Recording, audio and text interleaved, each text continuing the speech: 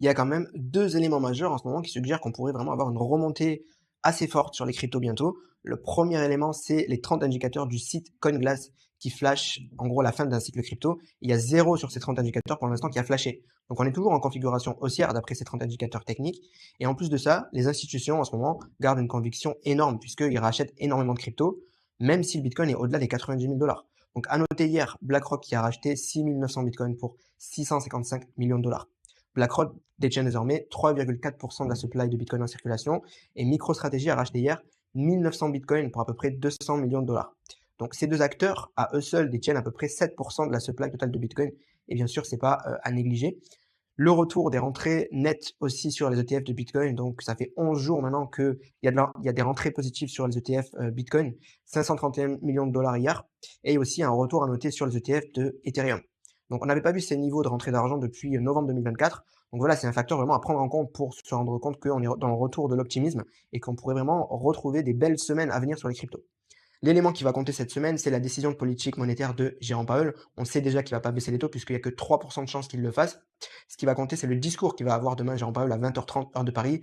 Est-ce qu'il va toujours se cacher derrière un risque de rebond de l'inflation à cause des tarifs douaniers ou est-ce qu'il va être un petit peu plus optimiste et il va commencer à ouvrir la porte à une baisse des taux? Donc ce qu'on sait, c'est qu'en ce moment, Trump met énormément la pression à Jérôme Powell pour qu'il baisse les taux et ça ne doit pas être facile à gérer non plus pour lui. Et en fait, Trump met aussi la pression en disant que toutes les banques centrales dans le monde, notamment l'Europe et en Asie, ils ont baissé les taux. Et il n'y a que les États-Unis cette année qui n'ont pas encore baissé les taux. Et ça freine vraiment Trump pour le remboursement de sa dette énorme aux États-Unis. Et c'est pour ça qu'il met autant la pression à Jérôme Powell. Donc on sait que dans les années 80, il y avait le président Nixon qui avait fait pareil, qui avait mis la pression à Burns pour qu'il baisse les taux. Donc Burns c'était le président de la Fed à l'époque.